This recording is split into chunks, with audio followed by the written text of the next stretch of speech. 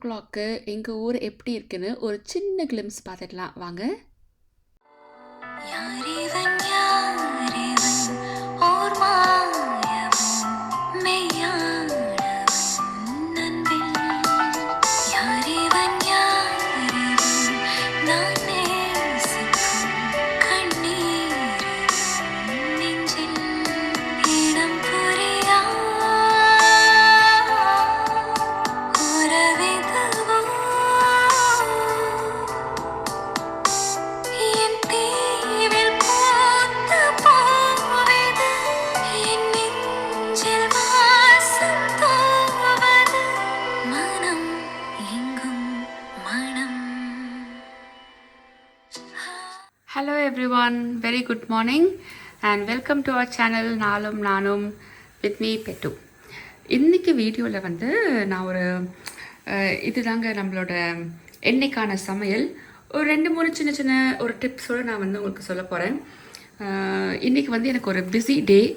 So எப்போவுமே ஒரு busy டேவாக எனக்கு இருக்கும்பொழுது நான் எப்படி பிளான் பண்ணுவேன் அப்படின்னாக்கா, இந்த மார்னிங்கே குவிக்காக அந்த சமையல் வேலையை மட்டும் முடிச்சிருவேங்க. அந்த ஒரு 1 டே ஃபுல்லாக நம்ம திரும்பி கிச்சனுக்குள்ளேயே நம்ம வரவே கூடாது. ஸோ அந்த சமையல் வேலை, பிரேக்ஃபாஸ்ட்டு, லஞ்சு, டின்னர் இது எல்லாமே நம்ம பிளான் பண்ணி முடிச்சிட்டோம் அப்படின்னாக்கா நமக்கு அந்த மற்ற வேலைகள்லாம் பிஸியாக செய்கிறதுக்கு நிறைய டைம் கிடைச்ச மாதிரி இருக்கும். ஸோ நீங்கள் இப்போ பார்த்தீங்கன்னா இது வந்து மீன் குழம்பு. நேற்று நைட்டே மீன் குழம்பு மட்டும் நான் வச்சுட்டேன், கொஞ்சம் நல்லா ஊறி நல்லாயிருக்கும் இன்றைக்கி சாப்பிட்றதுக்கு. அதனால அண்ட் மற்ற சமையல் பிரேக்ஃபாஸ்ட் லஞ்சில் நான் இப்போ குவிக்காக முடிக்க போகிறேன். ஸோ மார்னிங் டைம் வந்து இப்போது 5:30க்குலாம் எழுந்திரிச்சாச்சு. நான் 5:20க்கு நீங்கள் டைம் பார்த்துருப்பீங்க. ஸோ கரெக்டாக குவிக்காக நம்ம ரெடி ஆகிட்டு ஃப்ரெஷ்னப் பண்ணிட்டுலாம் வர்றதுக்கு ஒரு 1/2 hour ஆகிடுச்சுங்க. 6 o'clock ஆகிடுச்சு. இப்போ நான் வேகமாக சமைக்க போகிறேன். நல்ல ஒரு கொள்ளு கடையலோட ரெசிபி வந்து நான் உங்களுக்கு இன்றைக்கி வந்து சொல்ல போகிறேன். ஆஸ் யூஷுவல் இன்றைக்கி வந்து பிளாக் காஃபி கிடையாது. சரி, கொஞ்சம் நல்ல ஒரு வார்ம் வாட்டர், லெமன் ஜூஸ் போட்டு வார்ம் வாட்டர் குடிச்சிருவோன்றதுக்காக தண்ணியெல்லாம் வந்துட்டு வச்சாச்சு. ஸோ வாங்க நம்ம வீடியோக்குள்ளே போகலாம்.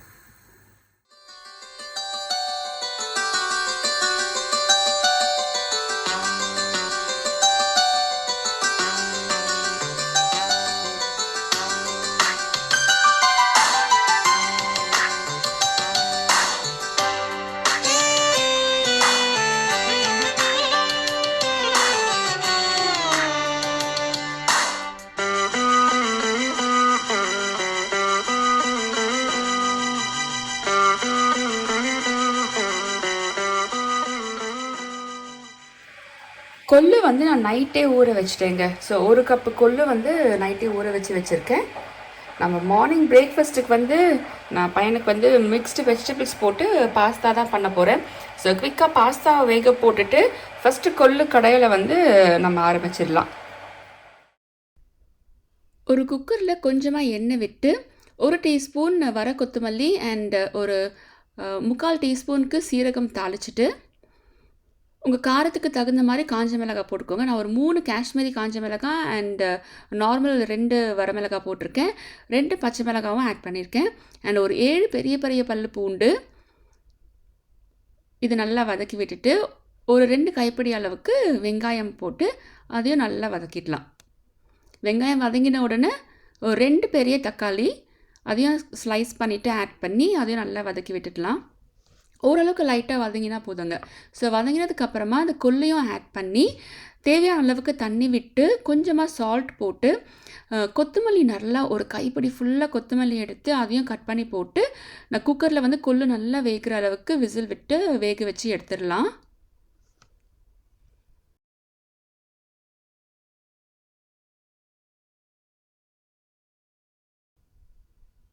ஸோ குக்கரில் கொள்ளை வேக போட்டுட்டு சைட் பை சைட் நான் மார்னிங் பிரேக்ஃபாஸ்ட்டை ஃபஸ்ட்டு முடிச்சிட்டேங்க. ஸோ வெஜிடபிள் பாஸ்தா ரெடி பண்ணியாச்சு. என் அக்கா பையன் கீழே இறங்கி வரும்போது அவன் பிரேக்ஃபாஸ்ட் சாப்பிட்றதுக்கு கரெக்டாக இருக்கும். அண்ட் அதுக்கப்புறமா ரசமும் கொஞ்சம் வச்சுட்டேங்க. மிளகு ரசம் தான் வச்சுருக்கேன். ஸோ ரசமும் சைட் பை சைட் வச்சு முடிச்சாச்சு. அண்ட் கொள்ளு வந்து வெந்துருச்சுங்க. சைடில் கொள்ளு வெந்ததுக்கப்புறமா குக்கரை ஓப்பன் பண்ணிவிட்டு புளி தண்ணி, என்கிட்ட புளி கரைசல் இருந்துச்சு, நான் அதனால் புளி கரைசல் ஆட் பண்ணேன். உங்ககிட்ட வந்து முழு புளியாக இருந்ததுனாக்கா நீங்கள் அப்படியே ஒரு சின்ன நெல்லிக்காய் சைஸ்க்கு புளியை சேர்த்து நல்லா ஒரு கொதி விட்டுட்டு அதை வந்து ஆற விட்டுட்டுங்க. நல்லா ஆறினதுக்கப்புறமா நீங்கள் மத்தாலையோ இல்லாட்டினா பிளெண்டர் இல்லாட்டி மிக்சிலனாக்கா விப்பரில் போட்டு கடைஞ்சி நான் முடித்ததுக்கப்புறமா அது எப்படி தாளிக்கிறேங்கிறத தாளிக்கும் பொழுது உங்களுக்கு காமிக்கிறேன். கொள்ளு வந்து ரொம்பவே உடம்புக்கு நல்லதுங்க. அஃப்கோர்ஸ் நம்ம எல்லாருக்குமே தெரியும். ஸோ 10 டேஸ் ஒன்ஸாவது நீங்கள் கட்டாயமாக நம்ம இந்த மாதிரி கொள்ளு கடையல், இல்லாட்டினா கொள்ளுல ரசம், கொள்ளுல சுண்டல் கூட நீங்கள் செஞ்சு சாப்பிட்லாம். ஸோ ட்ரை பண்ணி பாருங்கள். ஸோ டைம் இப்போ 7:48 ஆயிடுச்சுங்க. என் பையனும் அவனே எந்திரிச்சு குளிச்சுட்டு ரெடி ஆகிட்டெல்லாம் கீழே வந்தாச்சு. ஸோ அவனுக்கு இப்போ வந்து பிரேக்ஃபாஸ்ட்டு நம்ம கொடுத்தோம். ஸோ மார்னிங் பிரேக்ஃபாஸ்ட்டுக்கு வந்து நம்ம மேக்ரோனி பாஸ்தா. இது வந்து நான் இட்டாலியன் ஸ்டைலில் செய்யாமல் இந்தியன் ஸ்டைலில் தான் செஞ்சுருக்கேங்க இந்த முறை பிரேக்ஃபாஸ்ட்டுக்கு பாஸ்தா. ஸோ ஆல்மோஸ்ட் சமையலுமே முடிஞ்சிருச்சுங்க. கொள்ளு கடையலுக்கு வந்து கடைஞ்சிட்டு தாளிக்கணும். தாளிச்சிட்டு கொள்ளு கடையலுக்கு வந்து ஒரு நல்ல காம்பினேஷன் வந்து உருளைக்கிழங்கு, முருங்கைக்காய், கத்திரிக்காய் இது எல்லாமே போட்டு ஒரு சைட் டிஷ் பண்ணுறதுங்க. என்கிட்ட முருங்கைக்காய் இல்லை, பட் உருளைக்கிழங்கும் கத்திரிக்காயும் இருந்தது. ஸோ அதை போட்டு இப்போது பொரியல் மட்டும் செஞ்சுட்டே இருக்கேன். ஒரு வதக்கல் கறி மாதிரி செஞ்சுட்டே இருக்கேன்.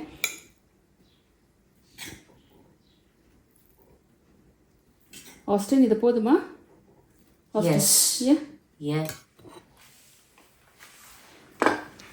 Good morning Austin. Thank you, Mummy. You're welcome, Austin. Yeah. It's nice, Mummy. Thank you, Austin. Pasta பிடிக்குமா உனக்கு? ஆமா.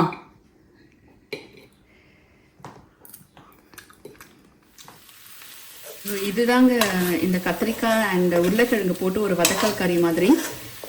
மசாலா இன்னும் எதுவும் போடலை. ஒரு மாதிரி 90% வெந்ததுக்கு அப்புறமா நம்ம மசாலா போடும் பொழுது அந்த மிளகாத்தூள் அதோட இந்த எஸ்பெஷலி நான் சொல்கிறது இந்த மாதிரி நம்ம வதக்கல் கறி, வறுவல், பொரியலுக்கு இல்லைங்க, வதக்கல் அண்ட் இந்த வறுவல் செய்யும் பொழுது ஆல்மோஸ்ட் காய் எல்லாமே இந்த உருளைக்கிழங்கு, சேனைக்கிழங்கு, வாழைக்காய் இது எல்லாமே நம்ம வறுவல் மாதிரி செய்வோம் இல்லைங்களா, அதுக்கு எல்லாமே ஒரு 90% அது நான் வெந்ததுக்கு அப்புறமா நீங்கள் மிளகாத்தூள் ஆட் பண்ணிங்கன்னா அந்த மிளகாத்தூள் கருகாமல் ஒரு நல்ல ஒரு வாசனையோடு உங்களுக்கு அந்த வறுவல் வந்து நல்லா வறுபட்டு வரும். ஸோ ஆல்மோஸ்ட் கத்திரிக்காய் எல்லாமே உருளைக்கிழங்கு எல்லாமே வெந்துடுச்சு. இப்போ வந்து நம்ம ஜஸ்ட் மஞ்சள் பொடி, கொஞ்சமாக பெருங்காயத்தூள், சோம்புத்தூள் இவ்வளோ தான் நான் ஆட் பண்ண போகிறேன். ஆட் பண்ணிவிட்டு நல்லா ஒரு ஹையில் ஃப்ரை பண்ணிவிட்டு கொத்தமல்லி போட்டு ஆஃப் பண்ணாக்கா இந்த கொள்ளு கடையலுக்கு ஒரு சூப்பரான ஒரு வதக்கல் கறி வந்து ரெடி ஆகிடும். உங்களுக்கு வந்து முருங்கைக்காவும் பலாக்கொட்டையும் இருந்ததுனாக்கா முருங்கைக்காய், பலாக்கொட்டை, உருளைக்கிழங்கு, கத்திரிக்காய் இது எல்லாமே சேர்த்து நீங்கள் இந்த மாதிரி ஒரு வதக்கல் கறி செய்யுங்க. செம்ம சூப்பராக இருக்கும். சாரி, நான் கொஞ்சோண்டு புளி விடுவேன். அந்த புளி மட்டும் நான் புளி கரைசல் இருக்குது, நான் அதை மட்டும் இப்போ விட்டு லைட்டாக ஒரு வதக்கல் மட்டும் வதக்கிடுவோம்.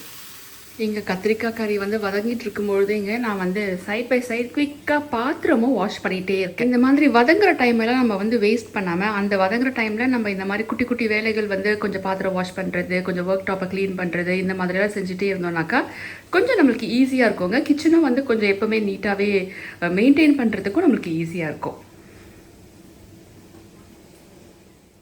ஸோ நம்ம கத்திரிக்காய் அண்ட் உருளைக்கிழங்கு போட்டு வதக்கல் கறியும் ரெடி ஆகிடுச்சுங்க.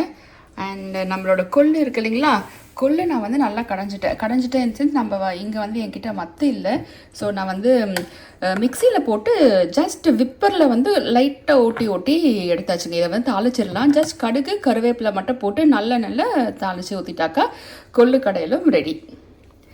ஸோ ஆல்மோஸ்ட் சமையல் எல்லாமே முடிச்சுட்டு ரைஸ் மட்டும் சூடாக சாப்பிடும் பொழுது வச்சுக்கலாங்க.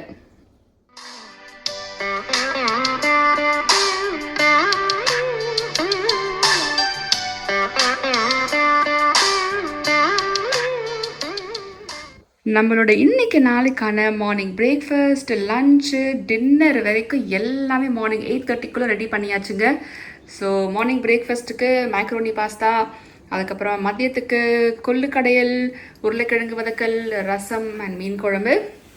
நைட்டுக்கு வந்து எப்படியோ இட்லியோ தோசையோ ஊற்றி மீன் குழம்பு வச்சே என் பையன் சாப்பிட்டுடுவான். ஸோ நாங்களும் இந்த கொள்ளு கடையல் இப்படி வச்சு ரசம் வச்சே நாங்கள் ஃபினிஷ் பண்ணிவிடுவாங்க. ஸோ டின்னர் வரைக்கும் எல்லாமே முடிச்சாச்சு. இப்போ நம்ம மற்ற வேலைங்களை வந்து செய்யலாம். கொஞ்சம் லாஸ்ட்டாக சமைச்ச பாத்திரம் மட்டும் இருக்குது, நான் அதையும் வாஷ் பண்ணிட்டேன் அப்படின்னாக்கா கிச்சன் வந்து ஃபுல்லாக நீட்டாயிரும், க்ளீன் ஆயிரும். ஸோ நைட் வரைக்கும் நம்ம வந்து கிச்சன் பக்கம் வேலைன்னு சொல்லிட்டு வரவே வேண்டாம். ஜஸ்ட் சாப்பிட்றதுக்கு மட்டும் வந்தாலே போதும்.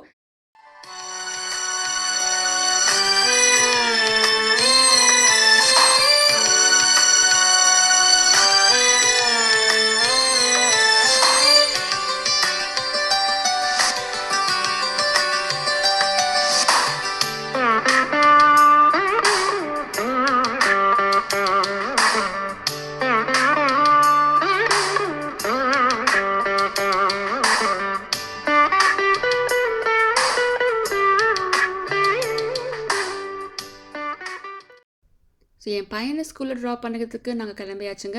பையனுக்கு ஸ்கூல் வந்து 8:45க்கு. ஸோ நாங்கள் ஒரு 8:30 to ஒரு 8:40க்குள்ளே கிளம்பிடுவோம். ஐ மீன் 8:30 to 8:35க்குள்ளே. பிகாஸ் இங்கேருந்து ஒரு 10 minutes தான் என் பையனோட ஸ்கூலு. ஸோ நான் குவிக்காக அவனை வந்து ட்ராப் பண்ணிவிட்டு வந்துடுவேன். வெயில் எப்படி சுல்லுன்னு அடிக்குது பாருங்க. மார்னிங் 8:30க்கு செம்ம வெயிலுங்க இன்னைக்கு. பையனை ஸ்கூலில் ட்ராப் பண்ணிவிட்டு நான் ஆல்ரெடி சொன்ன மாதிரி அன்றைக்கி டே பயங்கர பிஸியாக போயிடுச்சுங்க. என்னால் அதுக்கப்புறமா வீடியோ எடுக்கவே முடியல. ஏன்னா காஸ்கோவுக்கு வந்து நிறைய வீட்டுக்கு தேவையான பொருட்கள்லாம் தேவைப்பட்டுச்சு வாங்குறதுக்காக. அங்கே போயிட்டு அதுக்கப்புறமா என்னோடய சிஸ்டரோட வீட்டுக்கு போயிட்டு ஸோ ரொம்பவே நைட் ஆகிடுச்சு. அப்புறம் நம்ம அன்றைக்கி டே ஃபுல்லாக ரொம்பவே பிஸியாக ஓடிடுச்சு. ஸோ இப்போ நீங்கள் பார்க்குறது நெக்ஸ்ட் டே மார்னிங் எந்திரிச்ச உடனே எனக்கு நைட்டு வந்து ஒரு ஹாஃப் பார்த்துக்கு மட்டும்தான் எனக்கு கார்டனில் தான் தண்ணி விட முடிஞ்சுது.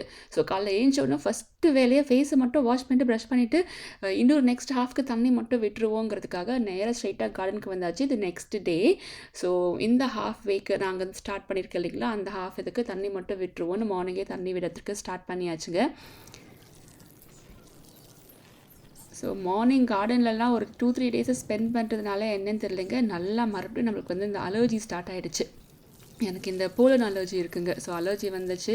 ஸோ இதுக்கு வந்து ஏதாவது ஹோம் ரெமெடி இருந்துச்சுன்னா உங்களுக்கு தெரிஞ்சுச்சுன்னா கண்டிப்பாக எனக்கு கமெண்ட்ஸில் ஷேர் பண்ணுங்கள். மார்னிங் பிரேக்ஃபாஸ்ட்டுக்கு வந்து ஆல்ரெடி தோசை அண்ட் மீன் குழம்பு, நேற்று வச்ச மீன் குழம்பு அண்ட் இட்லி மிளகாய் பொடியெல்லாம் வச்சு சாப்பிட்டு முடிச்சாச்சுங்க. இன்றைக்கி வந்து என் பையன் ஸ்கூலுக்கு போகல. ஏன்னா அவனுக்கு கொஞ்சம் அந்த அலர்ஜி மாதிரி இந்த சோர் த்ரோட்டும் ரன்னிங் நோஸ் மாதிரி இருக்குங்க. ஸோ அவன் இன்றைக்கி ஸ்கூலுக்கு போகலை.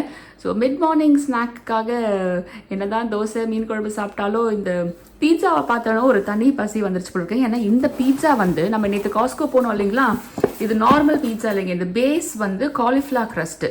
ஸோ மைதாவில் பண்ணாமல் காலிஃப்ளவரில் பண்ணியிருக்காங்க. நான் இதை ஃபர்ஸ்ட் டைம் ட்ரை பண்ண போகிறேன்.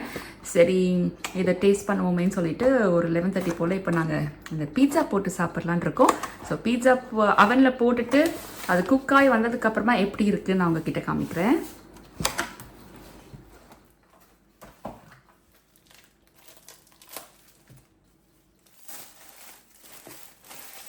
ஸோ இந்த காலிஃப்ளவர் க்ரஸ்ட் வந்து இப்படி தாங்க இருக்குது. ஸோ நம்ம இப்போ இதை குக் பண்ணிடலாம். இந்த ட்ரிங்க்குமே நேற்று காஸ்கோவில் இருந்து தாங்க வாங்கிட்டு வந்தோம். இந்த ஆலோவேரா பீசஸ்லாம் போட்டிருக்காங்க இம்யூனிட்டிக்காக அண்ட் மல்டிவிட்டமின்ஸ்லாம் ஆட் பண்ணியிருக்காங்க. இந்த வெயிலுக்கு வந்து நம்ம ஜஸ்ட் கொஞ்சம் ஃப்ரிட்ஜில் வச்சுட்டு லைட்டாக கோல்டாக குடிக்கும்பொழுது நல்லா தாங்க இருக்குது. நான் ரொம்ப ஃப்ரெஷ்ஷுன்னெலாம் சொல்ல மாட்டேன். எனக்கு ஒன்ஸ் இன் வயல் சும்மா நம்ம இப்படி வாங்கி குடிக்கிறதுக்கு ஓகே. லைட்டாக குட்டி குட்டியாக ஆலோவேரா வந்து பீசஸ் மாதிரி கட் பண்ணி போட்டிருக்காங்க. நிறைய ஆடட் விட்டமின்ஸும் இருக்குது. நம்ம ஃப்ரெஷ் ஆலோவேரா ஜூஸ் மாதிரி வராது, பட் எப்பயாவது ட்ரை பண்ணுறதுக்கு ஓகே தான். பீட்சா வந்து நான் ஒரு எக்ஸ்ட்ரா 2 minutes கொஞ்சம் ஒர்க் இருந்ததுனால நான் மறந்துட்டேங்க. லைட்டாக கொஞ்சம் எக்ஸ்ட்ரா ப்ரௌன் ஆகிடுச்சு. பட் தீஞ்செல்லாம் போகலை, கருகலை. லைட்டாக கொஞ்சம் எக்ஸ்ட்ரா ப்ரௌனாக இருக்குது. ஸோ கரெக்ட் டைமிங்ஸில் எடுத்தாக்கா இன்னும் கூட கொஞ்சம் பெட்டராக இருக்கும். இது வந்து காலிஃப்ளவரில் பண்ண பேஸ்னால நம்ம நார்மல் பேஸ் வந்து இந்த மைதா மாவில் பண்ணுற பேஸ் வந்து கொஞ்சம் சாலிடாக நிற்கும் இல்லைங்களா, ஹோல்டு பண்ண முடியும் இப்படி பிடிச்சா. அந்த மாதிரி இருக்காது. ஏன்னா இது காலிஃப்ளவர் நீங்கள் அரைச்சி அதை நீங்கள் வந்து தோசை மாதிரி தட்டி நீங்கள் எடுத்திங்கன்னா எப்படி கொஞ்சம் அந்த வளன்னு இருக்கும் இல்லைங்களா, சரியாக வராது பிடிக்கிறதுக்கு. அந்த மாதிரி தான் இருக்குது. பட் டேஸ்ட் எப்படி இருக்குதுன்னு நான் வந்து உங்களுக்கு சாப்பிட்டுட்டு சொல்கிறேன்.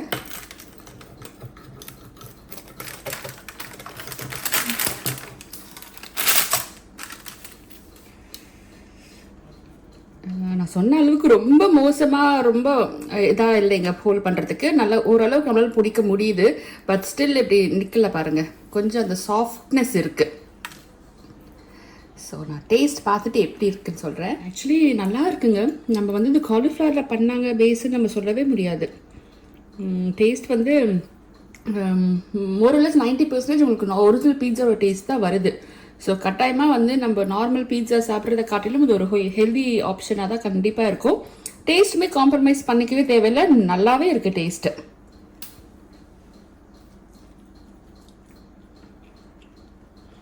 ஸோ சூப்பருங்க. நெக்ஸ்ட் டைம் நீங்கள் காஸ்கோ போனீங்கன்னாக்கா கண்டிப்பாக இந்த காலிஃப்ளவர் க்ரஸ்ட் இருக்கிற பீட்சா வாங்கி ட்ரை பண்ணி பாருங்கள். எடுத்துக்கோ. Thank you. You're welcome.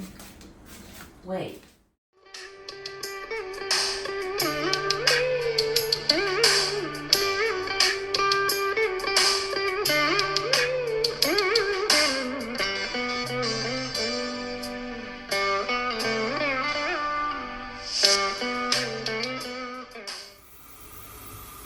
நம்ம மதிய சமையலுக்கு முட்டையை வேக வச்சுட்டேன், முட்டை மசாலாவுக்கு. அண்ட் பச்சை பயிரும் வேக வச்சாச்சுங்க.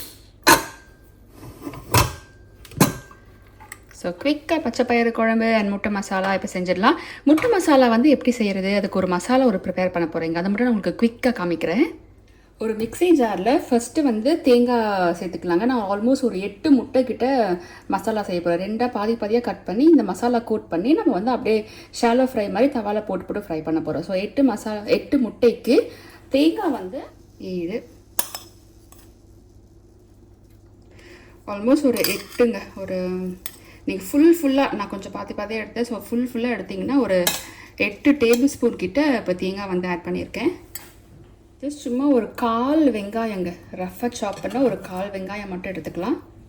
அப்புறம் இஞ்சி பூண்டு பேஸ்ட்டு ஒரு 2 டீஸ்பூன், ஒரு 1/2 டீஸ்பூன் மிளகு, 1/2 டீஸ்பூன் சீரகம், ஒரு 3/4 டீஸ்பூன் கிட்ட சோம்பு.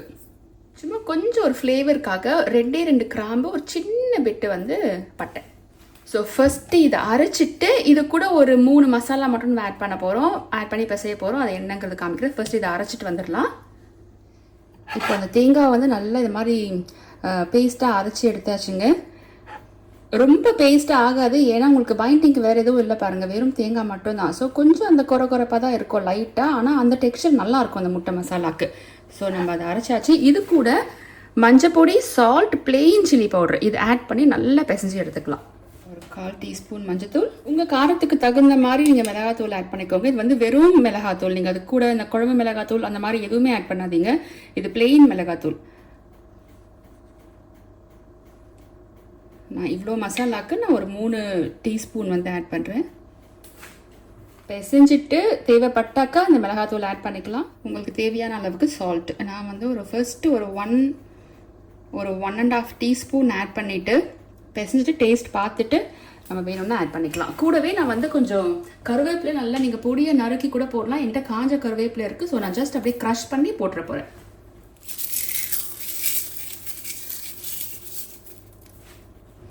ஸோ இப்போ இதை நல்லா நம்ம பிசைஞ்சு எடுத்துக்கலாம்.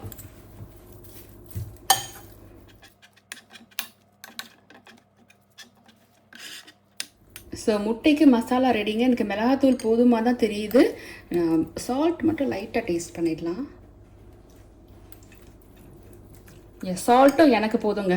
ஸோ 1 டீஸ்பூன் சால்ட்டு கரெக்டாக இருக்குது. ஸோ முட்டையை வந்து உரிச்சு எடுத்தாச்சுங்க. மசாலா ரெடியாக இருக்குது. அண்ட் இந்த மாதிரி நல்ல ஒரு அடி கனமான ஒரு திக். இது இண்டோலியம் கடாயில் வந்து நான் கடலை எண்ணெயில் யூஸ் செய்கிறேன். நீங்கள் வந்து இது தேங்காய் எண்ணெய் ஓர் கடலை எண்ணெய், இந்த 2 எண்ணெய் ரொம்ப நல்லாயிருக்குங்க. எதனால நீங்கள் யூஸ் பண்ணி செஞ்சு பாருங்கள். பட் தேங்காய் எண்ணெய் காட்டிலும் எனக்கு வந்து கடலை எண்ணெயில் வந்து இந்த ரெசிபி ரொம்ப நல்லா இருந்த மாதிரி எனக்கு ஒரு ஃபீல். ஸோ நான் கடலை எண்ணெய் தான் யூஸ் பண்ணுறேன். கொஞ்சமாக எண்ணெய் விட்டு அது லைட்டாக சூடாகிறதுக்குள்ளே இப்படி முட்டையை வந்து 2ஆக கட் பண்ணிடலாம். 2ஆக கட் பண்ணிவிட்டு அப்படியே காமிக்கிறேங்க. ஸோ இந்த மாதிரி கட் பண்ணிவிட்டு இதில் மசாலாவை இப்படி ஸ்ப்ரெட் பண்ணிக்கோங்க லைட்டாக. ஃபர்ஸ்ட்டு நீங்கள் ஒரு சைடு ஸ்ப்ரெட் பண்ணால் கூட போதுங்க. ஏன்னா நாங்கள் இப்படி திருப்பி போட்டுட்டு அது மேலே கொஞ்சம் நம்ம மசாலாவை போட்டுக்கலாம். ஸோ எண்ணெய் லைட்டாக சூடாகி இருக்கு.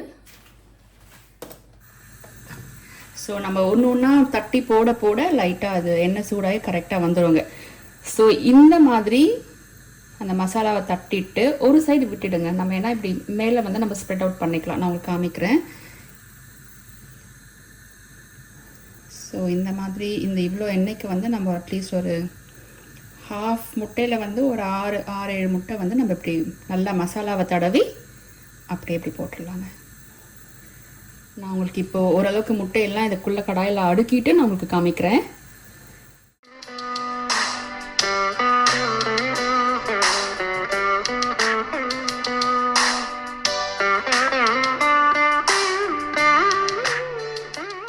எனக்கு கடாய் கொஞ்சம் பெருசாக இருந்ததுனால ஆல்மோஸ்ட் எனக்கு எவ்வளோ தேவையோ எல்லா முட்டையுமே நான் மசாலா போட்டு இது மாதிரி கட் பண்ணி போட்டுட்டேங்க.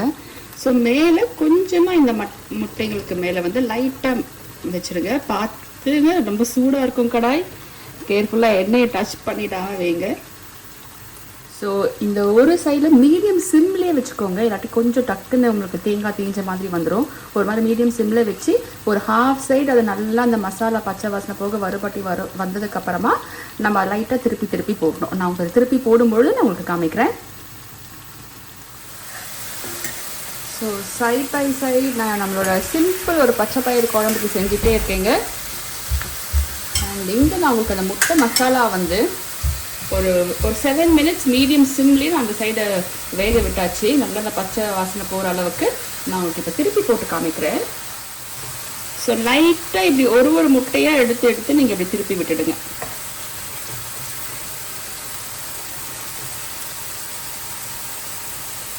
ஸோ கொஞ்சம் கேர்ஃபுல்லாக ஸ்லோவாக பண்ணுங்கள். மேபி இந்த மாதிரி கரண்டி உங்களுக்கு ஈஸியாக இல்லைன்னா கூட நம்ம தோசை திருப்புறது இருக்கு இல்லைங்களா, அதில் கொஞ்சம் ஈஸியாக வரும். டக்குன்னு நீங்கள் இப்படி பண்ணி திருப்புறதுக்கு. இல்லை நீங்கள் தோசை தவாலேயே நீங்கள் இந்த மாதிரி இதை போட்டு எடுத்தீங்கன்னா கூட ஆக்சுவலி நல்லாயிருக்கும். எனக்கு இந்த மசாலா எனக்கு நிறைய வேணுங்கிறதுனால நான் இந்த கடாய் மாதிரி எடுத்திருக்கேன். ஏன்னா இந்த மசாலாவோடு எனக்கு முட்டை வந்து பிடிக்கும். செம்ம வெயிலுங்க இங்கே லண்டனில். எனக்கு இப்போ நிற்கும் பொழுது அப்படியே கிச்சனில் வந்து வேர்த்து ஒழுகிட்டு தான் நின்றுட்டுருக்கேன். ஸோ நல்ல ஒரு தயிர் சாதமும் செஞ்சு கட்டாமல் செய்யணும், சாப்பிட்றோங்க மோர் சாதம். ஸோ அப்படி எல்லாம் திருப்பி போட்டாச்சு இல்லைங்களா. ஸோ இந்த மசாலா இன்னும் அதே மாதிரி மீடியம் சிம்லேயே வைங்க. கண்டிப்பாக இந்த ரெசிபி ஒரு மீடியம் சிம்லேயே வைங்க. அவசரப்பட்ட ஹைலெல்லாம் வச்சிட்டிங்கனாக்கா அந்த தேங்காயோட மசாலாவோட டேஸ்ட் உங்களுக்கு மாறிடும். ஸோ மீடியம் சிம்லேயே வச்சு நல்லா அந்த மசாலாலாம் சூப்பர் ஒரு டேஸ்ட்டுக்கு வர அளவுக்கு நம்ம லைட்டாக அதை வதக்கி எடுத்துடலாம். ஸோ முட்டை வறுவல் வந்து மசாலா வறுவல் சூப்பராக ரெடி ஆகிடுச்சுங்க. நான் கடாயில் போட்டு மசாலா மாதிரி அப்படியே பெரட்டி எடுத்திருக்கேன். உங்களுக்கு அந்த பாதியாக கட் பண்ணின முட்டை உடையாமல் வேணும் அப்படின்னாக்கா நீங்கள் தவா இருக்கு இல்லைங்களா, அதில் நீங்கள் அப்படியே திருப்பி போட்டு ஃப்ரை பண்ணிங்கன்னா அந்த அப்படியே அந்த பாதி முட்டை உங்களுக்கு அந்த மஞ்சக்கரு வந்து வெளியில் வராமல் கிடைக்கும் உங்களுக்கு. எனக்கு வந்து நிறைய மசாலா வேணுங்கிறதுனால நான் கடாயிலேயே போட்டு பெரட்டி எடுத்திருக்கேன். ஸோ நீங்கள் அப்படியும் ட்ரை பண்ணி பார்க்கலாம். அண்ட் சைட்லேயே வந்து ஒரு சிம்பிள் பயிறு குழம்பும் ரெடி ஆகிடுச்சு. ட்ரான்ஸ்ஃபர் பண்ணிவிட்டு உங்களுக்கு காமிக்கிறேன்.